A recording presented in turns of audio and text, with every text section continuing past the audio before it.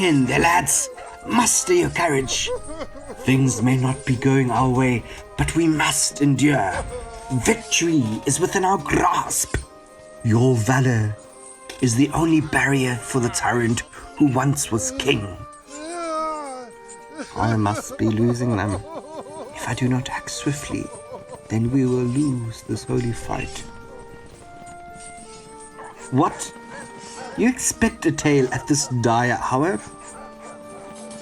I understand that you find my tales educational and inspirational. Educational and inspirational. That's it! My fellow countrymen, I know how we shall wrest the sweet nectar of victory in this, the battle's climax. For here lies the moment upon which we tread along the finest blades, where the smallest effort will decide the outcome. Master your mettle and look to the past. But not just any old past. I will use all my might to focus on specific battles which shall nourish our feeble minds and inspire us to victory. I shall punch through the veil, using this cannon to listen to our heroes of Ramble Shamble.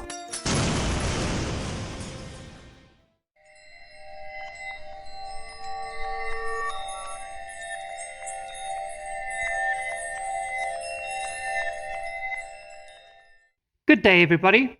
Welcome to another episode of Ramble Shamble.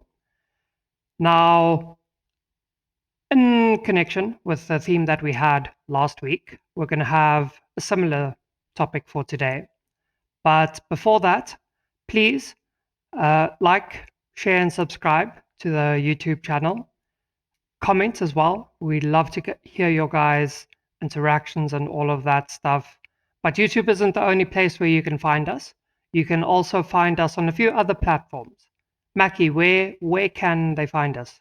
So, hi everybody, I'm in this episode as well, as always.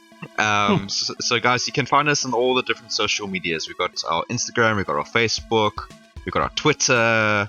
We're also on Ramble, which is like basically a competitor to YouTube, but more of the sharing side, so definitely find us there. And we also have a little gaming channel where you can also watch us. But again, guys, the best way to get hold of us, to speak with us, share ideas, genuinely just insult us to our faces if you want to, is through Discord. Discord you find through our description in the links of YouTube, where you can also comment. But you can also find us by a simple Google search of Ramble Shamble Discord. You'll see a site for Discord, and it'll just kind of link you to our Discord channel. And those comments are very useful to us, guys, and we'll consistently remind you because that's how important it is. And I'm sure Jotun will emphasize on how important that is. So, again, you can find us on any platform of your choice. There are many different podcasting host sites out there and platforms. And basically on any one under the sun, you could probably find us. So give us a search on that platform as well, and you'll probably find us. But anyway, the comments that you guys make about the episodes on questions that we ask, we use those comments to make a shorter little episode about the thing that you're interested in and your answers. So after every episode, we choose our favorite response from among the various streams on which you guys may provide your insight, and we just riff on that topic for a little bit. So we go into it completely blind. We don't prepare for it or anything, but just using our basic understanding of the topic, which oftentimes is actually not basic but quite in depth and out there. Then we will choose that and we will talk about it for a little bit. It's something that we enjoy, and it's our favorite way of incorporating you guys into the conversation as well. That's something that we really value from your guys' side, is how you interact with us and how we can build off of that interaction as well. We also give shout outs to whoever gives the best comments and ideas, so it's a way to also get your name out there. Feel free to comment. Yeah, one lucky winner. Okay. Yeah. You're not going to win the jackpot prize or anything like that. This isn't a slot Oh. machine that we're running over here. No No casinos. Yeah, yeah. But yes, you will be the lucky winner, and we will give you a shout out. Okay, so let's get to the topic for today. Last week, we talked about the best fictional battles in all of media. And first of all, please go listen to that episode if you find any kind of interest in it, because we did have a fun time, and I'm sure that you will as well. But for today, in conjunction with the topic of battles, we have decided to make this episode about the best real life battle or historical battle. And I am going to give Mackie, who is my co host, I forgot to introduce him, but Hi. you guys all know him by now. The the wise, the exalted, the the man filled with all the sagacity that is out there. Mackie. Mackie, greet everyone again, please. I have graced you guys with my presence in this podcast Yes. episode. Yes. Okay, so we're going to be talking about the best real world historical battles today. And I realize that this can be a heavy topic because it's got to do with human death. But unfortunately, I think it's actually quite fortunate because I mean, what else is there that's more glamorized in any kind of media than the big battles out there? But unfortunately, that does incorporate human death, and that's a sad reality. And warfare, like I said in the previous episode, is very cruel and it's brutal. And nowadays we forget just how brutal that is because we get a lot of media influence from games and films and things. And so there is a bit of um, desensitization that happens. Um, but, you know, to do away with battles is to do away with all the fun stuff in history. But I have chosen to let Mackie and myself interpret the word best in whatever way we feel like. So I, for example, am looking for the most influential and yeah, the historical battle that has like the biggest footstep and footprint in humanity, at least Western culture. So, Mackie, what is the spin that you have on best historical battle? Um, and I think I'm going to cede the beginning of answering the question to you. But actually, before we even get to that, have you noticed anything else interesting about your new life in the UK? Like any interesting things? Like I Well, can't imagine that the weather is great there. just drop the bomb on everyone. Now everyone knows I'm in the UK. Now I'm going to get fans going from my doorstep to the beginning of the train station. Yeah, well, hopefully you don't get people wearing tinfoil hats and a metal detector hoping that they'll find you. Like no, that's really scraping the bottom of the barrel for search techniques. Got people auguring there with their like rain sticks and stuff trying to find you. well, I have to say, look, the travel was the worst part of it, just because flying from my country that I grew up in to a different From country. whence you hailed. Yeah. And basically, it just was, yeah, the trip was the worst part, but like landing was very surreal. Even now, I like walk around and sometimes I come across a new building, and it's very fascinating because obviously I'm still like a tourist to the country, even though I live in the UK now. But seeing people walk around, and they like say, "Oh, this is normal. We've seen it a million, 12 times." But I'll walk past and I'm like, "Oh, whoa. What's this amazing old building? Whoa, look at the design. It's so unique." Um, so I try to make an admission for myself at least once a week to go do something new.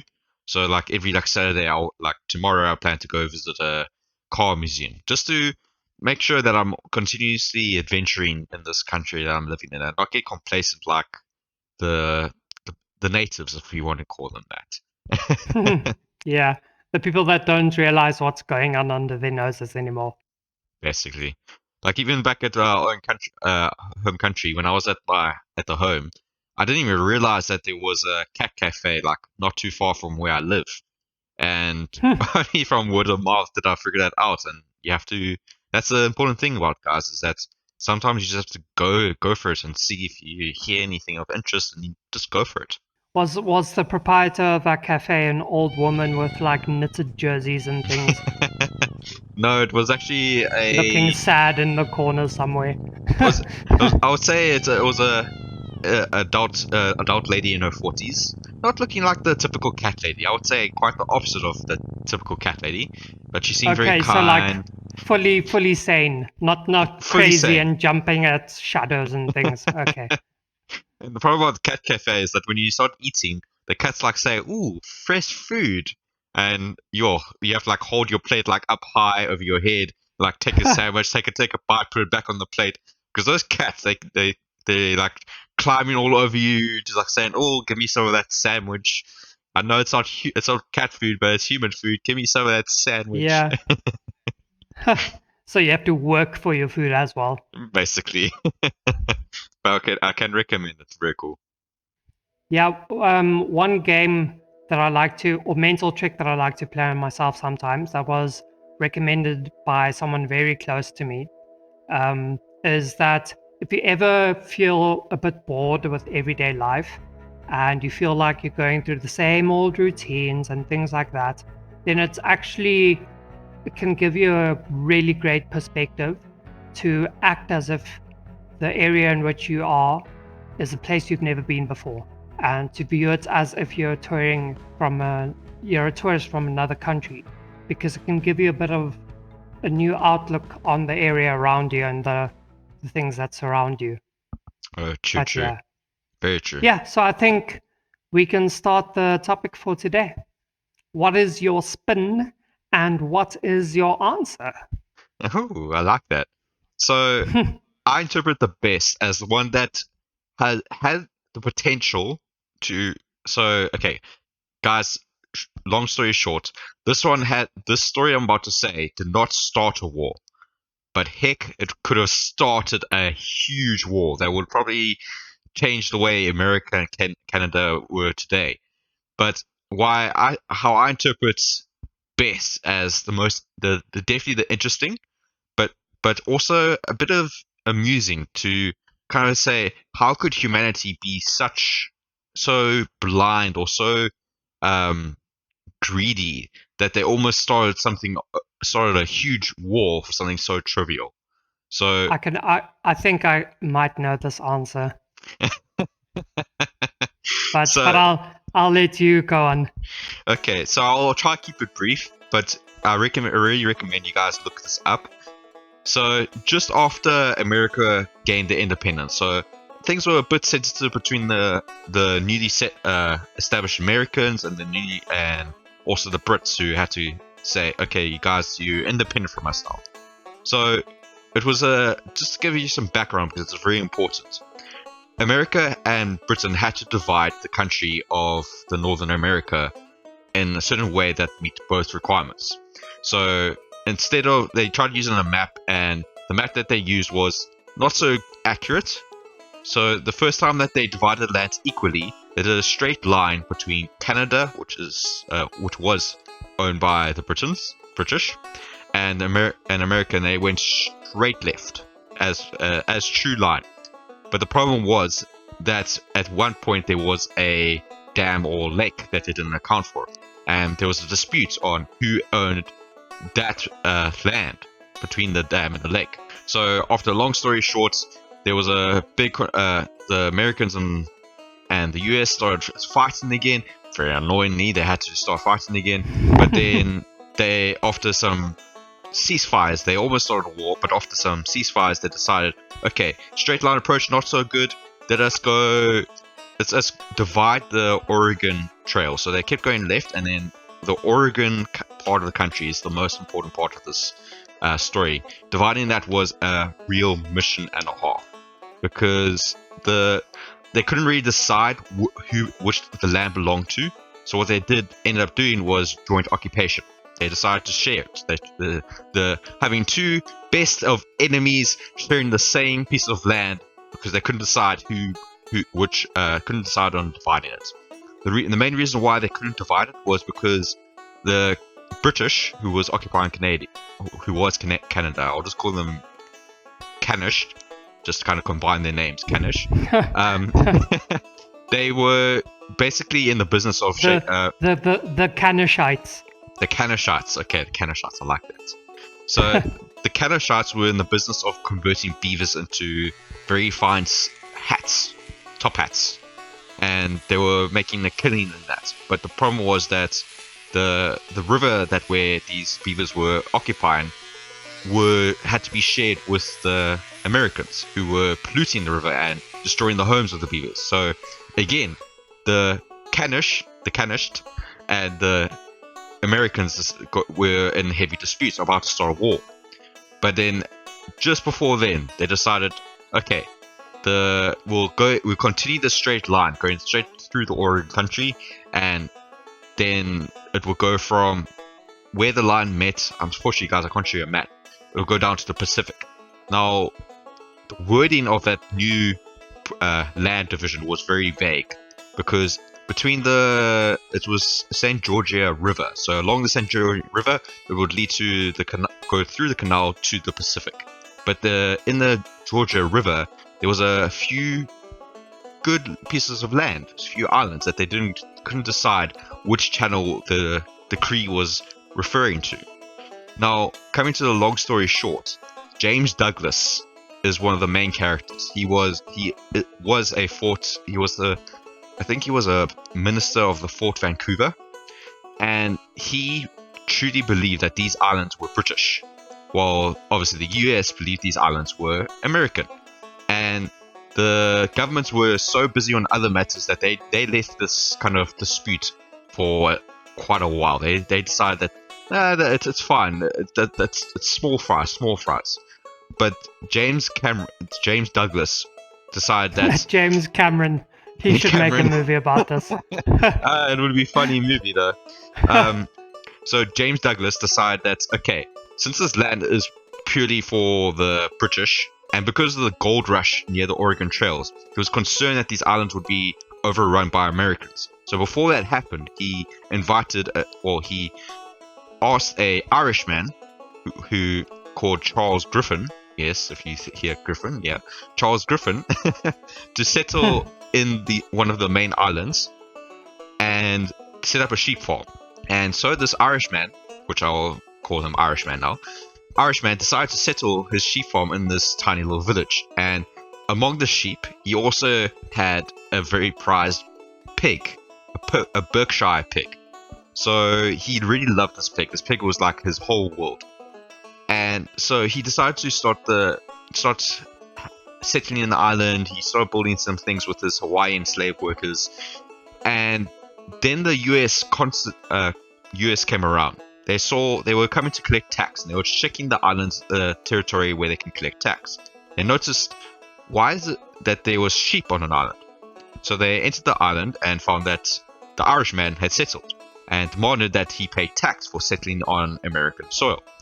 The Irishman said, no, this was British soil, and if you don't get the F off my island, you will be shot or arrested.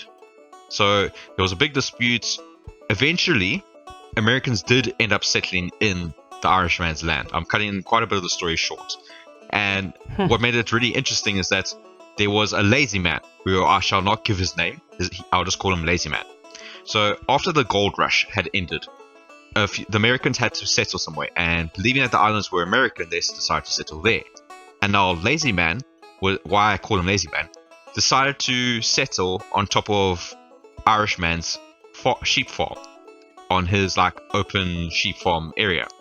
And he could have opened more land by chopping down some trees or going to settle somewhere else, but no, he was too lazy and decided to settle there. That's only part one why I call him Lazy Man. The second part why I call him Lazy Man is that he's a potato farmer. So he planted some potatoes and decided to fence off the area, but only 3 sides of the 4-sided farm. Oh, bro, that's not very politically correct. Calling the Irishman a potato farmer. Not the Irishman, the lazy man from Oh, US. okay. Oh, okay. So it's not the Irishman we're talking about. The Irishman was a sheep/pig farmer, so he was a cattle farmer. The lazy man from the US was a potato farmer, and so he fenced all three of the four sides of his farm. So one side of the farm was exposed, and he did not think that since he planted his potato farm in the middle of a sheep grazing area, that his potatoes would be not eaten. But the sheep wouldn't eat potatoes because people will be saying, but sheep don't eat potatoes, they eat grass and hay and that kind of stuff. You're right.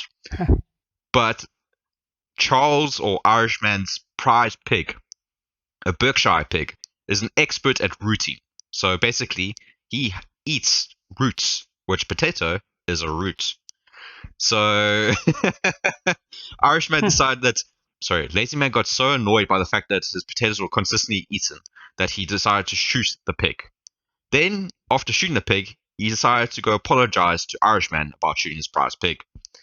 So when he decided to go to apologize, Irishman demanded Lazy Man to pay him $100, which back then was quite a large sum of money. And basically, the British got involved, the US got involved, and I don't know how much time I have left, but I don't want to take too much of it. But at one point, there was a man, General Harney, tried to incite a war between Canished and the Americans to start a war over this dispute between this Irishman and the American, because what he gave the threat at why he decided that he could do it was that the fact that the island was so far away from the government that if he started the war before the letters of him trying to start the war got to the government, he said that he devised that the plan was perfect because they would not find out until the war had restarted, and the war was literally about to be fight over, or the war was about to start for just a pig being shot and the Irishman being upset at Lazy Man for the stupidest reasons. Luckily, so there's a lot of interesting facts and stories why I really like this story. But the sheer stupidity of both sides and the sheer blind greed of both American and British sides, I'll have to say, unfortunately, was just so baffling that it was actually it was amazing that the battle that ensued was just over a simple pig that was shot because he ate potatoes. And that just shows how sensitive the matter was still between the British and Americans, but still how petty they can be. And Yeah. luckily, the war was not started, so there was definitely a battle, but there was no bloodshed. Luckily, besides a pig, if you want to count the pig as a casualty of war. But Yeah. luckily, the matter was settled, and they decided to, in the island after the battle, they decided to do a joint occupation of both British military as well as American military to take residence on the territory. And then they ended up having they actually started being good friends, funny enough, all the army people, the two sides of the army. They celebrated each other's holidays, they got closer, but then obviously what happened afterwards was the Great American War, but that's a whole different story that I'm not going to touch on. So the, Yeah.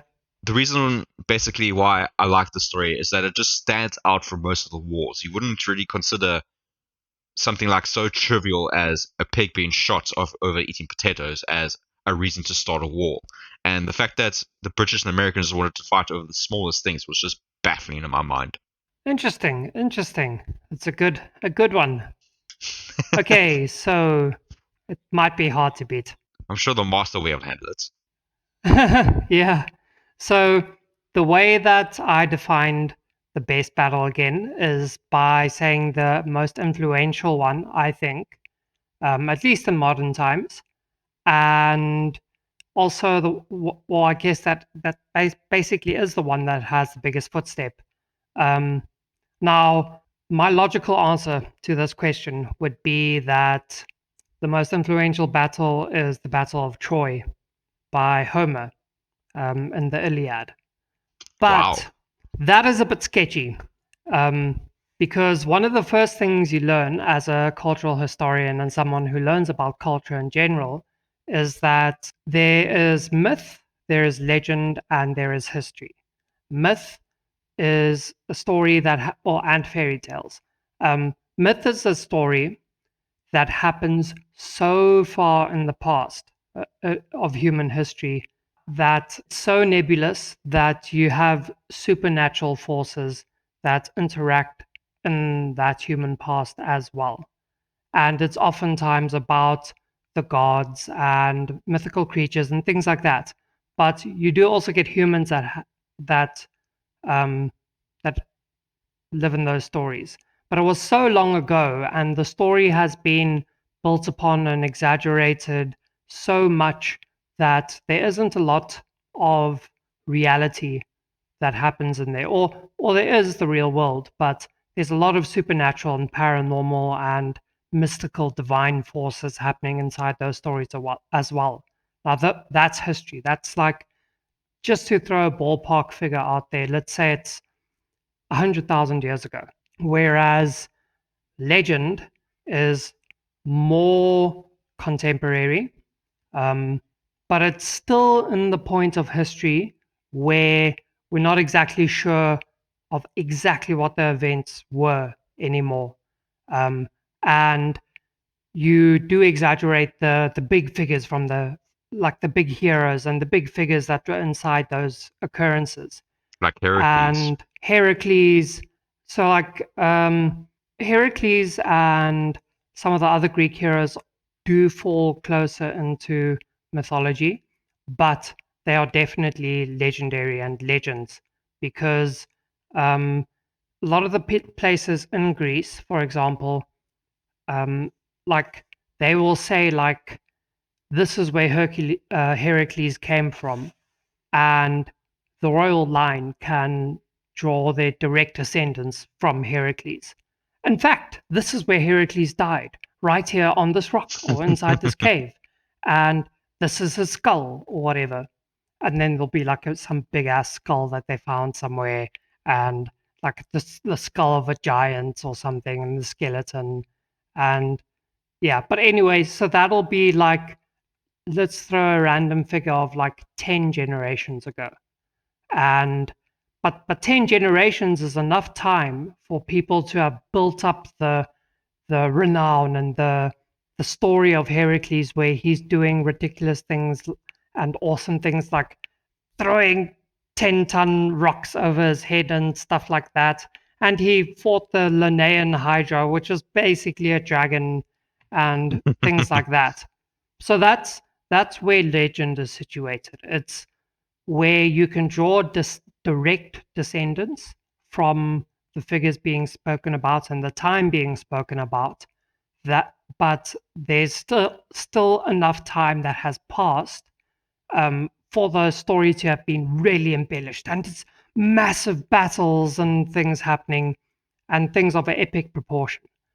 And that's where I think the Iliad is situated, because it's about what we think of as the Minoan Greeks, as but like the end of their civilization, and the Mycenaean Greeks as well, which was actually also coming to a close around about the time that Homer is said to have written about the Iliad, or when the Battle of Troy was meant to have happened.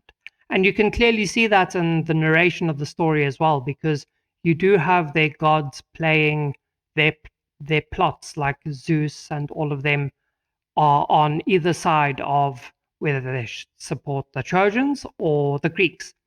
And so they're influencing things happening, but they don't necessarily take direct part in the story. It is, for the main part, an epic story, and epics are normally about humanity. Um, but it is an epic story where they influence affairs a little bit. And so that's why I didn't choose the Iliad, because I I don't think we can say for certain that is purely historical. Um, yeah, but then you get actual history, which is like written records, um, technically speaking, although you do also get oral histories, which is just like a very strong tradition of verbally telling your children about events in the past. And that is also kind of where the Iliad is situated, because Sorry, just wanted to confirm here. Is this the battle you're talking about? Because are you just telling about the options that you thought of to build up to your battle? Sorry, because you mentioned the whole Troy for. yeah. So I didn't choose the Battle of Troy. Okay. That happens in the Iliad. I'm explaining why, because this is a bit of a nebulous thing about legend and actual history. So that's why I didn't choose Troy, and instead I chose what I think is the next best thing. Uh, Thank you for bringing me back home. I was getting a bit crazy there. But to finish off the sentiment as well, folk tales and fairy tales happen in a totally different sphere. They happen where we can't say that it happened at a specific place or a specific time. And because of that, they're actually so much more powerful than either myth or history, I think, because they're not being in a place or a time actually makes it so that you can apply it in any place or any time.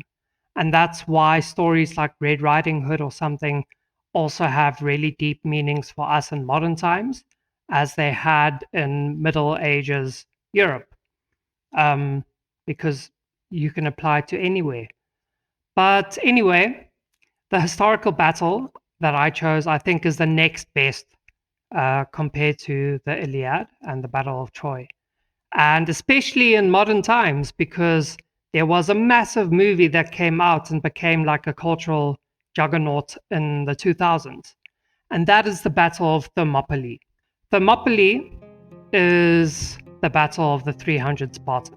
And it was written, funnily enough, by the father of history, Herodotus, in his histories. And I mean, I don't think anyone can dispute how much of a cultural stamp this movie placed on us and this battle in general has on us.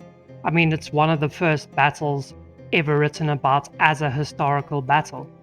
I And don't think I've heard of this story. I'm not a history nerd. let me clue you in a little bit. Okay. Please teach me. I got my pen and paper.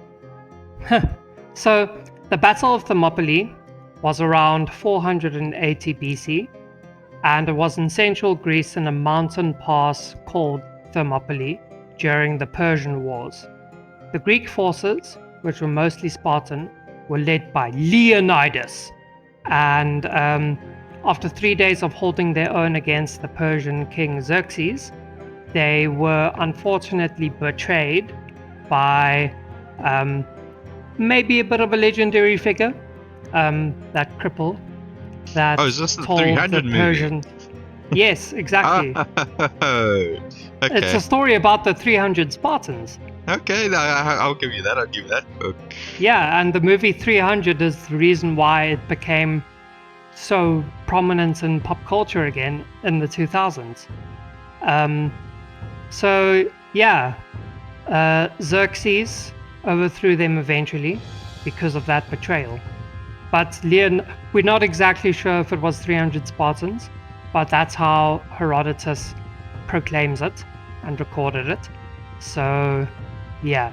But the origins of the battle can be traced to Xerxes' predecessor, who was Darius I, who sent heralds to the Greek cities about 10 years before the battle and tried to get them to accept Persian rule.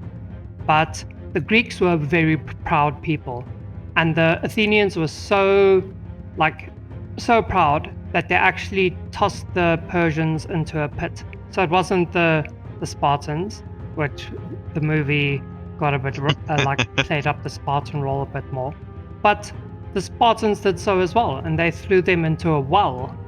No. And of course, yeah, and even back in those days, there was a rule: you never harm an emissary or someone who represents another royal body. And so the Persians were offended by that. The whole ancient world knew that rule. And so they decided it's time to go invade the Greeks. And so the Greek city-states tried to get like a force together, but it was before the Greeks were like viewed themselves as Greeks. At that stage, they viewed themselves as city-states. So the Spartans weren't allied with the Athenians. In fact, they hated each other. But they were like maybe allied with some other Greek city-states. And when Greece started to view itself as what we view itself or view it in modern Greece, was more actually the war that was after this war. And that's where the Athenians got everyone together in the Delian League. But that's neither here nor there. Let's talk about this awesome battle. Okay, so Xerxes led a vast army overland from the Dardanelles, which is like a river somewhere, and his forces quickly seized like most of northern Greece and began moving south. And the Greeks' resistance tried to keep them slow at Thermopylae and at the seas in the Straits of Artemisium. But the Greek army was led by Leonidas, this absolute hero of a man who was the king of Sparta, and it's estimated that he had like 7,000 men. So it was 300 Spartans who were his personal bodyguard, but for some reason, like a cultural festival, he wasn't allowed to bring the actual Spartan army with him. And but he was like, screw that, I'm going to take this personal bodyguard of myself and go with him. And the rest of the 7,000 were other Greek city-states, but, you know, we don't really count them because they weren't the Spartans, you know. And it's true, the Spartans lived up to their reputation. They were absolute powerhouses in the Greek world.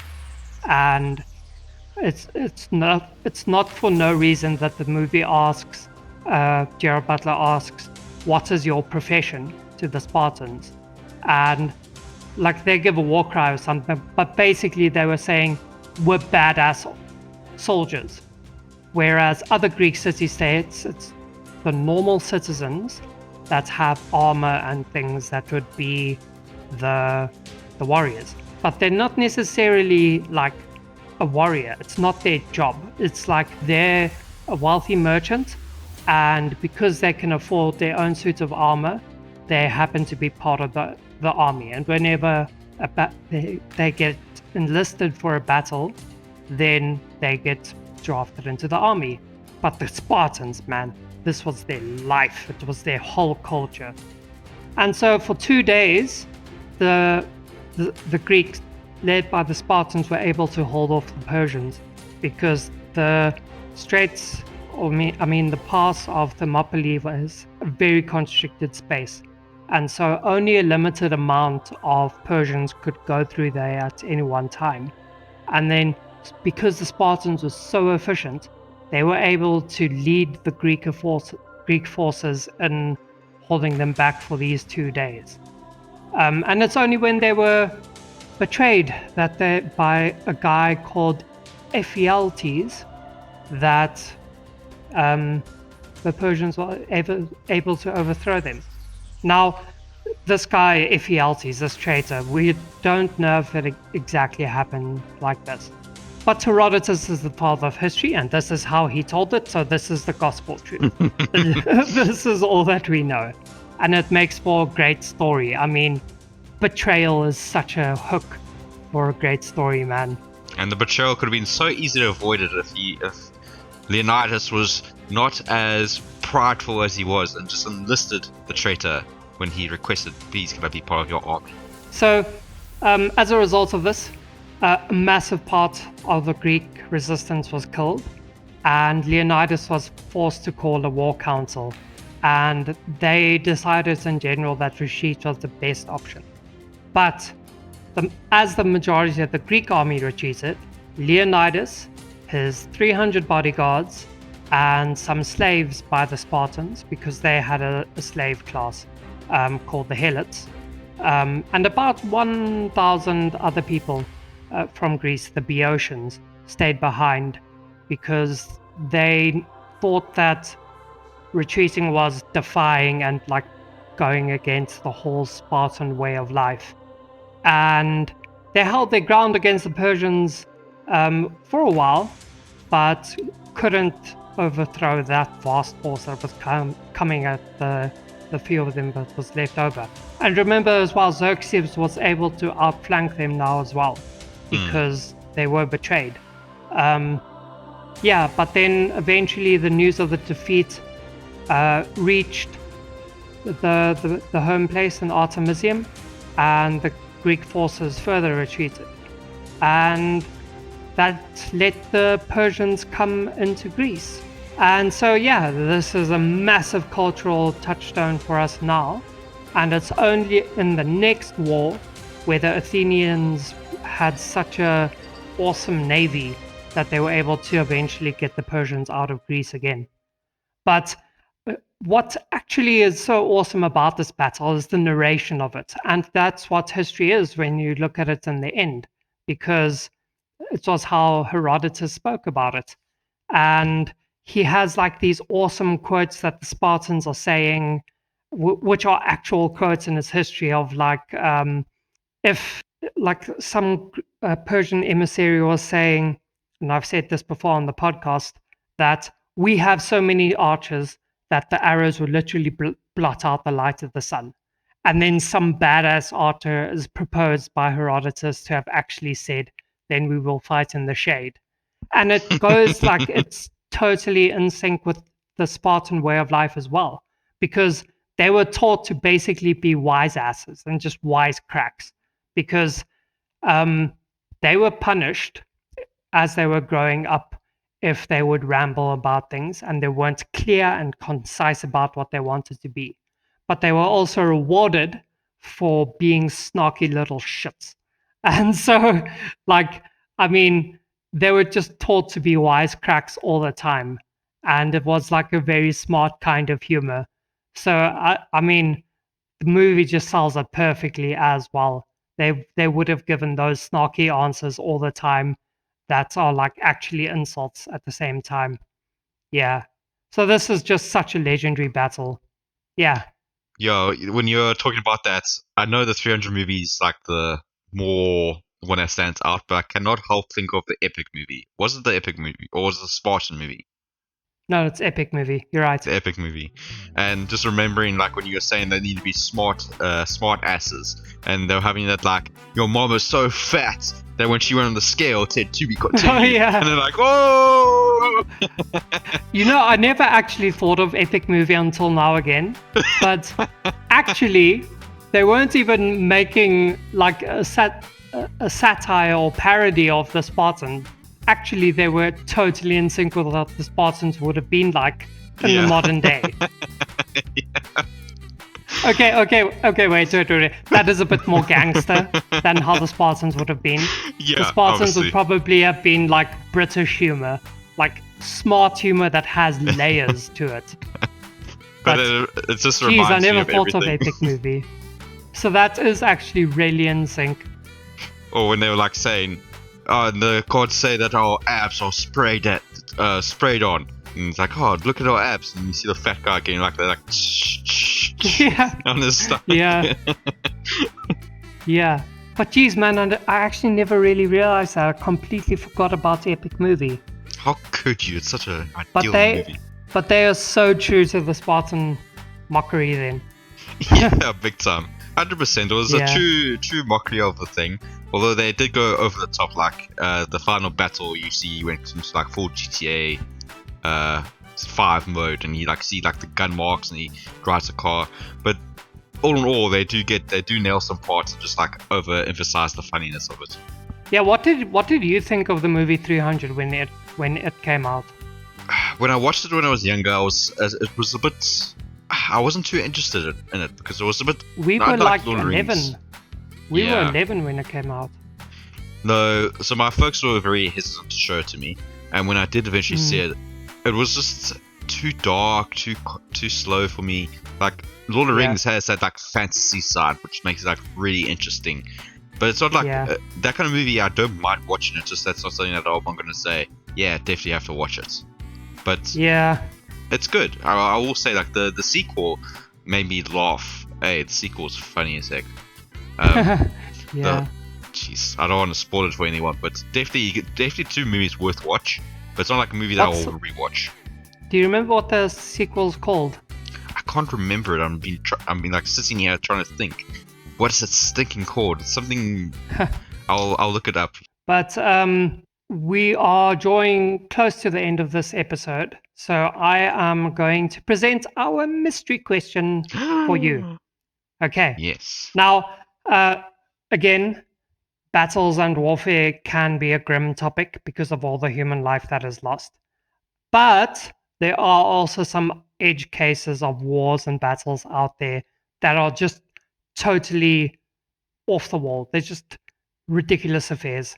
So, my question for you, Mackie, is what is the craziest war or battle or most ridiculous or just like left you flabbergasted that you've ever heard of? Well, I know this is a weird one and it's a bit difficult to answer. Look! I do know a lot of wars, and there's some really amazing ones. And like, I know I've basically given my one that flabbergasted me the most with the pig story, because to start a war over that little thing. But there's like a lot of times where it's just amazing. Like both. Let's consider Napoleon, for example. Napoleon wasn't even French, but then he became the Emperor of France because of his epic war tactics that he's able to employ, and he dominated Europe. He properly dominated Europe. His tactics were like so sound that he could dominate any army. Everyone was like fearing the guy because he was so damn smart.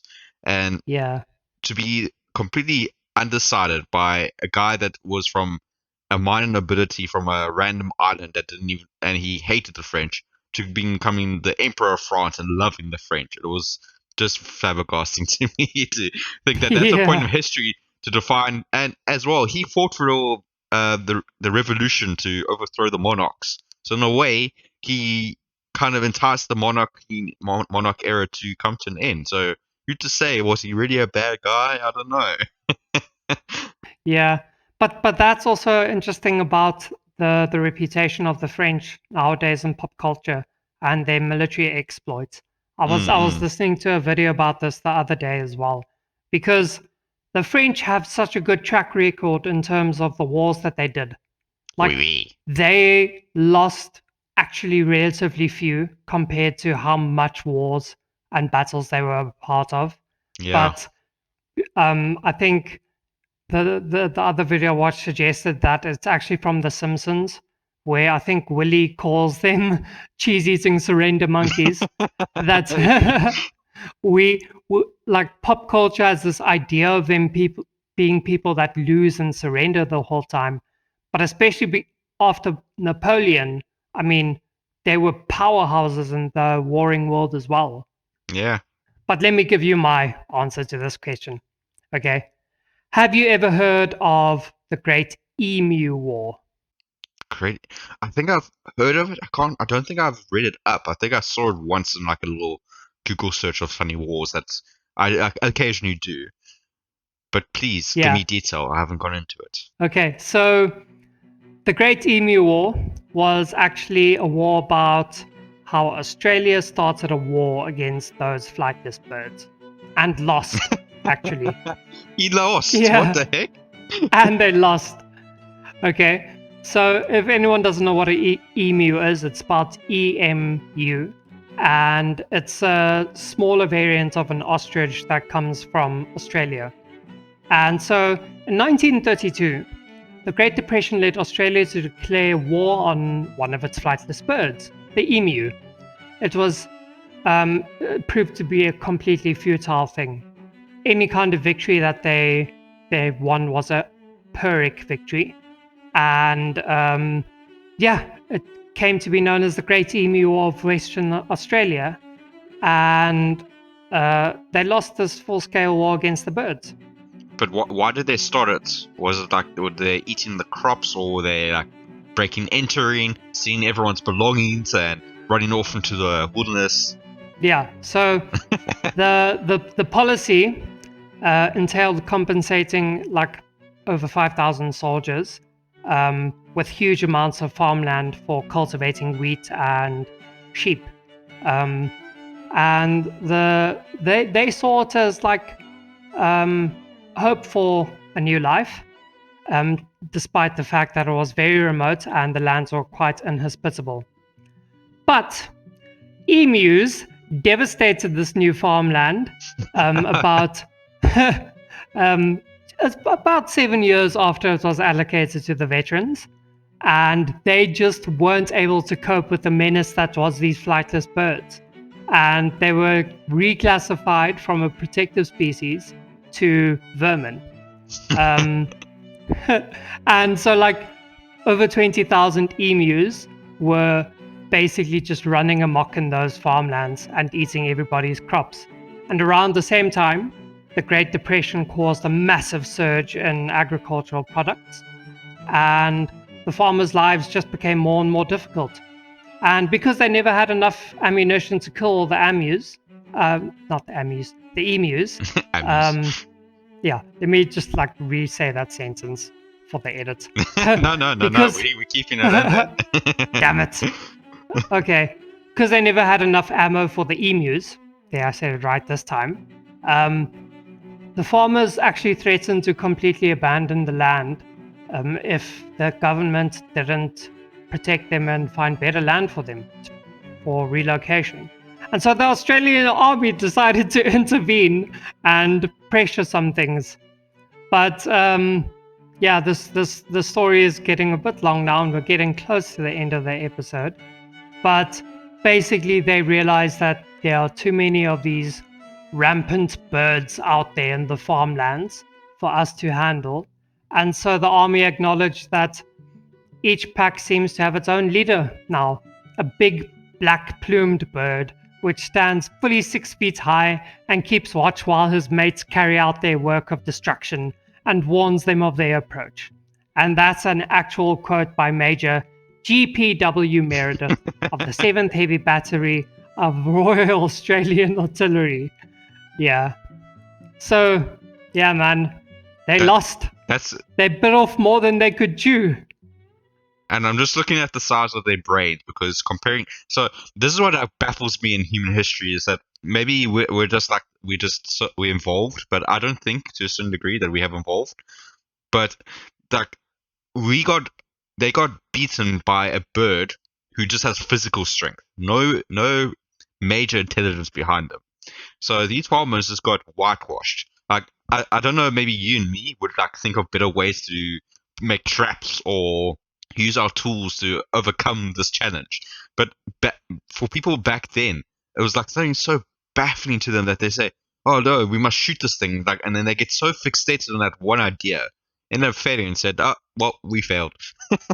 And you can't blame them, because it's what they know. They were veterans and they knew how to shoot stuff with guns.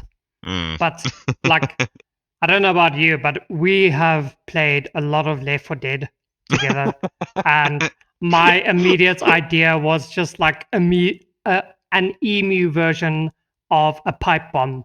Exactly. Just like something they are super interested in, that super interests them, and you just like hide some TNT under there with a nice long fuse, and then you just watch the fireworks happen, my friend. Well, thank you for that, Wile E. Coyote. if you guys don't know, Speedrunner and Wile E. Coyote from Looney Tunes. Speedrunner was an emu, and Wile E. Coyote would try to kill him. Yeah. The bird was an emu. I'm pretty sure it was an emu, and would always outrun it through like explosions and that kind of stuff. Maybe that was enticed by the war. Who knows? The unstoppable emu. Historical precedents come from nowhere. Hey. I bet you. Was that by Walt Disney as well? I believe so. By yeah. Disney. Yeah. You see, they also knew that there was some gold in the story. Yeah. But anyway, we are going to wrap it up for today. Aw. And I pose for the audience, what do you think is the best battle of history? Again, you can interpret that in any way you want. You can be like the one that had the the biggest media about it, or the one with the best propaganda, maybe a little bit of espionage or something. However you define it, what is the best battle? And I guess also, what's the most ridiculous battle in history that you've also heard of? Yeah. And that we will, I mean, where can they put this information for us, Mackie? So one of the easiest ways to do it is to do it through our YouTube, because again, guys, we post these videos at the same time as the Spotify, our Apple, our Stitcher, our Google Podcast, pretty much all our podcast channels. But easiest way to communicate this is our YouTube comments. But the best way, because you guys need to know the best, the easiest is not always the best. The best way is to join our Discord, and our Discord can be easily found in the description. And that way you can communicate directly. Yes, you heard me right, directly to myself, Mackie, and Jotun. And we don't just use that Discord channel for your comments. It's there to grow a community where we play games, talk about history. You guys tell us about maybe possible future topics. And again, guys, if you really enjoyed this episode, don't be afraid to listen to the other episodes. We cover a wide variety of topics, and maybe this topic wasn't quite interesting. If it was interesting to you, then I strongly suggest you listen to the previous one, because Greatest Media Battles also is quite interesting. But again, guys, Yeah. there's a topic for anyone, and we would love to hear you guys' feedback in terms of that. And those those topic ideas, that will be amazing for us to kind of tackle the things that interest you the mostly. But those comments are also very handy, because, as you heard, I'm very depressed that this episode is now coming to an end. Only if there was something to kind of add on, that extra 15 to 20 minutes. Jotun, I don't know. What can we do? Yeah. So, like, I often listen to some YouTube videos and things, and then I feel like they didn't give enough examples, or I know a bit more about that kind of thing, so I feel like they missed out on something quite important. And that's why we like to provide you guys with a little bit extra at the end of these longer episodes as well. And that's where your comments come in. So let's not kid ourselves. All of us know a lot or a little bit about a lot of things, and we don't know everything. And for that reason, we ask you guys a question related to the episode, so that we can talk about something that you suggest. Because maybe we don't know about it, we find it interesting, we do a little research, although we don't really, we like to come unprepared for that stuff. And we talk about your answer.